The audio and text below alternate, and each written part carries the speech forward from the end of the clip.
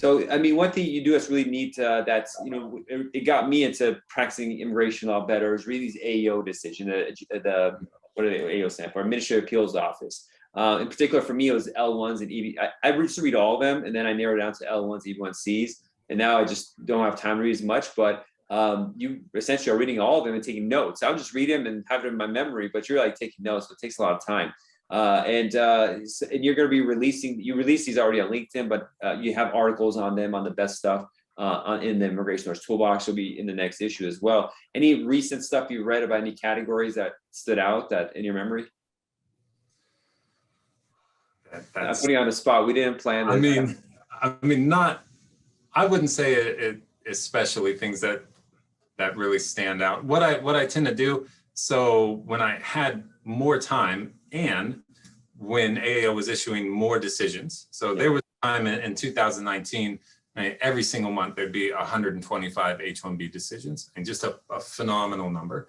And I wait till the end of the month, I print them all out, I got a big old stack, and then I read through every single one. And if you're going to read through 125 H-1B decisions, there are definitely certain things that are going to crop up over and over and over again that are just burned into your brain.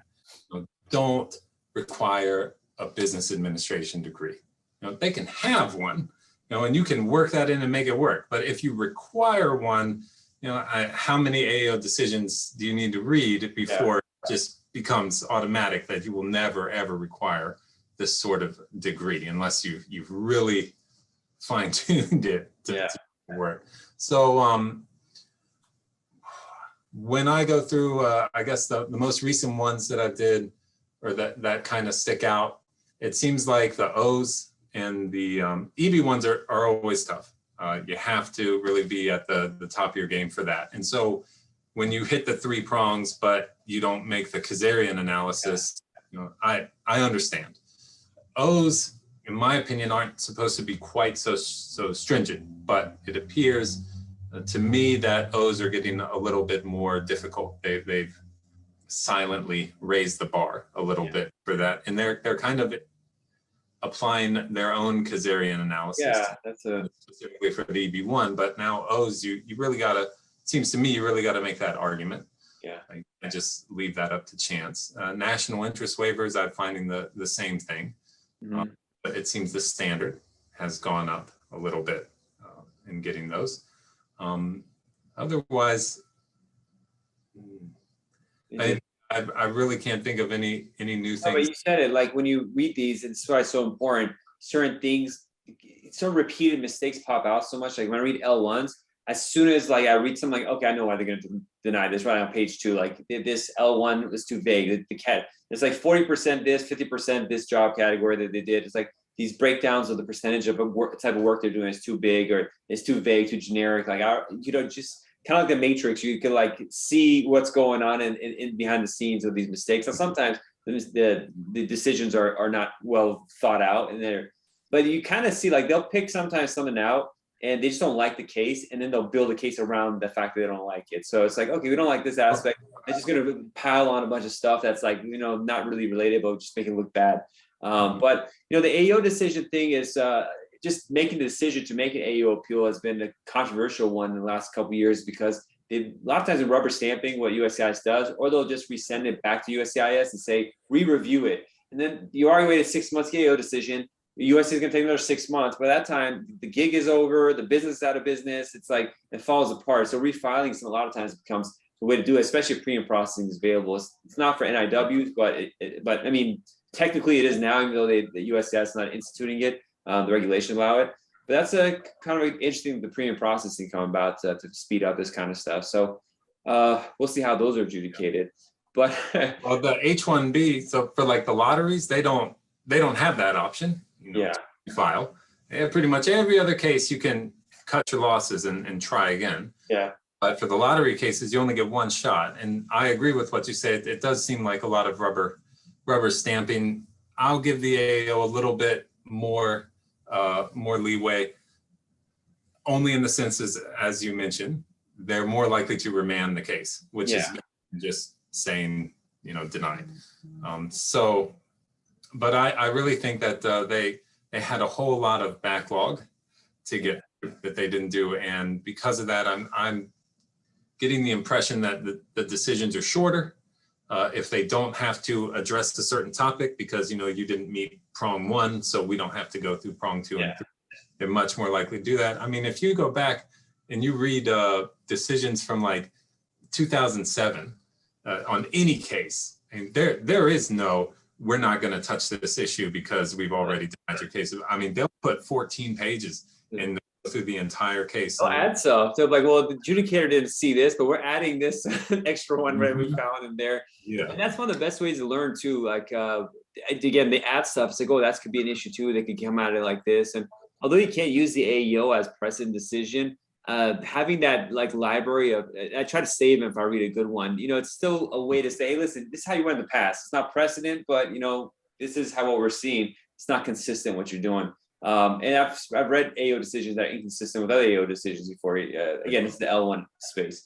But it's a fascinating field. It's part of appeals, I guess. You can have an appeals practice focusing on this kind of stuff. But you really got to know the law really well to argue in that area. You really learn it by reading. It's a fascinating avenue, a tutorial or lesson that comes out monthly. It's free too. It's unbelievable. When I first started, I learned about AAO decisions, and I was searching the internet trying to get one at a time. I didn't realize there's a website that has all of them right there. So every time I get an AAO decision, I read it. I'm like, oh, thank God I found this decision. I can read it and learn. And then I was like, oh, there are thousands of them just sitting there for you to choose. And the USCIS.gov had updated the website on it during Trump's administration to make it really hard to find cases, but they fixed that and that went away. That was really frustrating because they're hiding a bunch of cases that I knew were there. I couldn't even bring up. That's what I noticed as well, because I'm going to actually click on every single case and open up a new window and print it off, and then I'm going to read. I'm going to make up the tally. I read 51 cases, and then I get that little chart they push out. How many opinions we did last quarter. Yeah. And I read 51, and you're saying you have 65. Where the rest? They're published on the website. They're not published. But I was advised, I guess, by Professor Whitehill when I graduated, because he knew that I wanted to do business immigration. It's like, well, the clinic, we don't really offer that because of the pro bono rules. So if you want to learn how to do a case, read the AAO opinions. Wow. Yeah. If somebody gives you, they have a question. Are they O1 caliber, for software developer or something? Go to the AAO. Read as many O1 cases as you can. Yeah. Figure out how to do an O, because no one's really, if you're not at a firm, when coming in as a junior associate and you have a mentor to come and help you, no one's going to be showing you how to do this. You're going to have to figure it out on yourself. So the AAO is extremely helpful for anyone who has a tough issue or is looking at a case they've maybe only done once or twice or never at all, and just go back through. I mean, something like the R1. I mean, I don't know how many times I've read an R1 decision where it says we've got to deny your case because you didn't submit the FEEN letter that shows you're a tax exempt, religious organization. No, well, we have it and we submitted on RFE. Like, well, no, you didn't have it before you filed the case, and you have to. So, I mean, that's an unforced error. And if you read enough AAO decisions on R1, you'll know never, ever submit your case without that FEEN letter first, because if you don't have it, you're going to lose the case 6 months from now.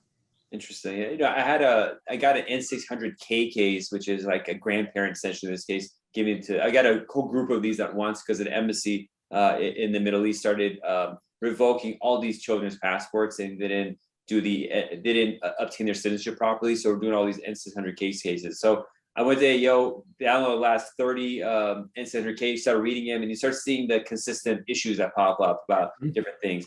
And so it's like, okay, checklist, get it, and then it really is the grace. It takes time. It takes a lot of time and patience. Yeah. Sometimes you want to, like, every time because I do the 50 tabs open, I click it, I'm like, how many more is left? It's interesting to learn, but it's just so many of them you got to read, but it's jewels in there. It's like treasure that you can pull out. Yeah.